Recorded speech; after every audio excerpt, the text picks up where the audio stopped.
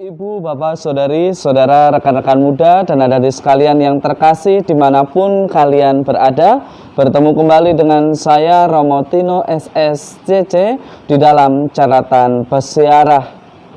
Orang yang beriman akan selalu membuat dirinya sebagai sarana kesaksian akan Allah, dan jika yang terjadi adalah sebaliknya, maka kita patut berefleksi, sudahkah aku beriman dengan benar dan tepat?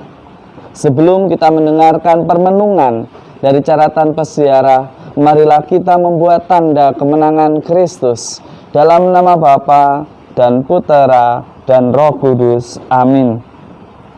Allah Bapa Maha Kuasa, kelahiran penyelamat dunia diwartakan oleh cahaya bintang di langit.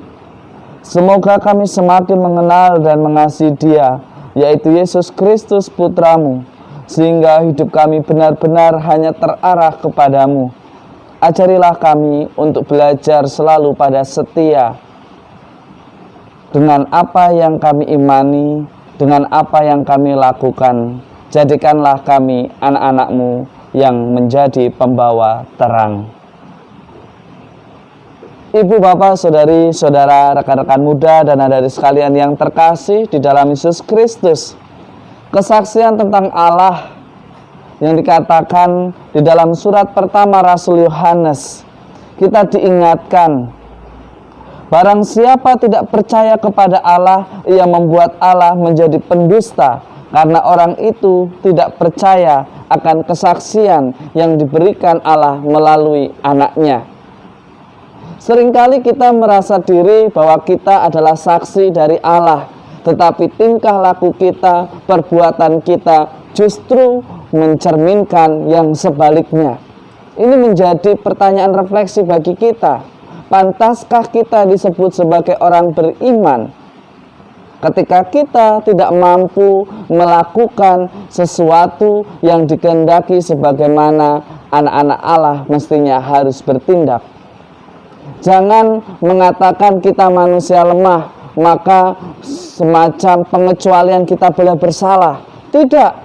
Seringkali pengecualian hanya sebagai pembenaran akan kesalahan yang nampak seolah-olah benar. Sesuatu yang salah tetaplah salah.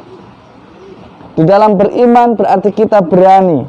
Sebagaimana dikatakan, barang siapa memiliki anak Allah, ia akan memiliki hidup. Barang siapa tidak memiliki Dia, ia pun akan kehilangan kehidupannya. Jadi kalau kita mengaku diri sebagai orang beriman tetapi tidak menaruh harapan, tidak menaruh kepercayaan, tidak menaruh model yang kita imani di dalam hidup kita, maka untuk apa kita beriman? Untuk apa kita berkomitmen? Jangan sekali lagi karena kita manusia lemah. Lalu, apa yang disalahkan dengan manusia lemah? Jangan kita lantas membenarkan atas kelemahan kita. Kita dituntut di dalam keterbatasan, di dalam kelemahan, kita diajak untuk berani menjadi saksi kasih Allah. Sebagaimana dikatakan di dalam Injil Lukas, orang kusta ini sembuh karena ketulusannya, karena kemauannya, karena usahanya di dalam keterbatasan.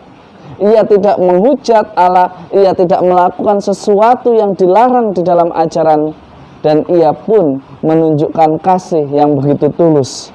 Maka sangat wajar ketika Yesus mengatakan, apa yang kamu minta? Si kusta mengatakan, Tuhan, jika Tuhan mau, Tuhan dapat mentahirkan aku. Kemauan yang tulus, yang tanpa pamrih, dengan sendirinya akan mengubah hidup kita. Ketika kita lebih menuruti nafsu kita, justru yang terjadi kita akan semakin jauh daripada Dia yang adalah pemilik kehidupan, yang adalah sumber kesembuhan, yang adalah sumber cinta kasih. Seringkali atas nama belas kasih, atas nama kasihan, atas nama cinta kita membungkusnya di dalam kesucian, padahal hanya sekedar ingin memuaskan apa yang menjadi hasrat dari kemanusiawian kita. kita ditantang untuk berani, untuk lebih setia, untuk berani, untuk lebih belajar rendah hati. Jangan merasa kuat, jangan merasa paling suci, tetapi beranilah untuk belajar menjadi anak-anak terang.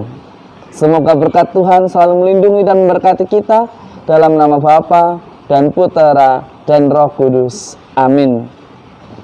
Seringkali karena ego, karena merasa diri paling hebat, merasa orang yang tak tersentuh dari aturan atau hukum, kita lalai dengan tanggung jawab moral kita.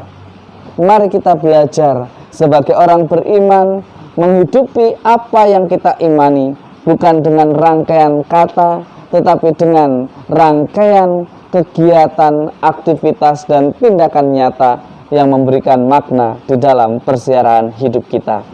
Selamat beraktivitas, Tuhan memberkati. Amin.